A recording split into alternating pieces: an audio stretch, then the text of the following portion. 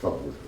مرحبا بكم جميعا في هذا اللقاء في هذه الأيام الصعبة وهذه الأيام الحزينة في تونس. ربما لم تعرف تونس مرحلة دقيقة مثل هذه المرحلة التي تعيشها اليوم، ولكن أطمئن كل التونسيين والتونسيات على أن مؤسسات الدولة ستستمر، وأن الجيش التونسي الوطني قواتنا المسلحة العسكرية قادرة على التصدي لكل محاولات الإرباك، فضلا عن هذه المحاولات الإرهابية اليائسة. سقط ضحايا من قواتنا الأمنية اليوم، سقطوا وهم يؤدون الواجب متجهين في موكب رسمي، ولكن لن ننساهم أبدا، ولن ننسى كل شهدائنا من قواتنا المسلحة ومن قواتنا الأمنية، وستتم الإحاطة بعائلاتهم وبالجرحى، وتم الأمر بنقل الجرحى إن كان بالإمكان نقلهم إلى المستشفى العسكري صباح هذا اليوم. تواترت الأحداث بسرعة تبعث على التساؤل، ولكن التساؤلات حول تواتر هذه الأحداث نعرف أجوبتها. يتساءل الكثير من المواطنين عن الأوضاع. الشعب التونسي يعرف جيدا ما يحصل وقادر على فهم جملة من الأوضاع. تواترت الأحداث بسرعة تؤدي إلى التساؤل: ماذا يحدث اليوم في تونس؟ بعض هذه الأحداث طبيعي، ولكن بعضها الآخر مقصود وتم الترتيب له بهدف إرباك مؤسسات الدولة. وليطمئن التونسيون كلهم أن الدولة قائمة برجالها ونسائها، بقواتها المسلحة العسكرية وبقواتها المسلحة الأمنية، وسيثبت التاريخ من هو الوطني ومن هو الذي انخرط في هذه الشبكات الإجرامية، من هو الخائن لهذا الوطن ويسعى إلى ضربه من الداخل، ومن هو الوطني الصادق الذي يعمل على الحفاظ على الدولة التونسية. الدولة التونسية لن تسقط مهما فعلوا ومهما رتبوا ومهما ارتكبوا من جرائم.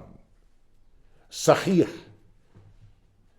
يسقط ضحايا أبرياء، صحيح تتعطل بعض المرافق العمومية، ولكن الدولة التونسية ستستمر بأكثر قوة. هناك ظاهرة طبيعية أو بعض الاحتجاجات طبيعية، تقريبا نفس الاحتجاجات التي بدأت في ديسمبر من سنة 10 و2000.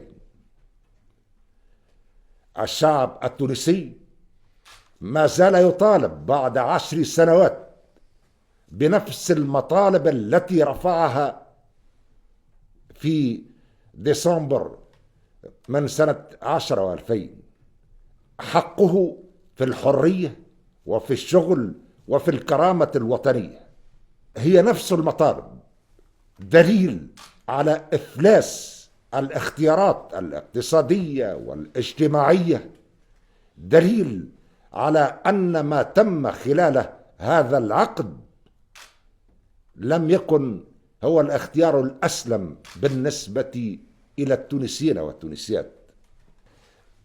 نحن نحترم القانون ونحترم هذه الشرعية بالرغم من أنها بالفعل شرعية منقوصة ولا بد من مراجعتها، لأن الشرعية لو كانت مشروعة، وهنا على من صار يردد الشرعية والمشروعية رددتها منذ أكثر من 10 سنوات، الشرعية لا تستقيم إلا إذا كانت مشروعة تعبر عن إرادة الأغلبية تعبيرا كاملا صادقا أمينا.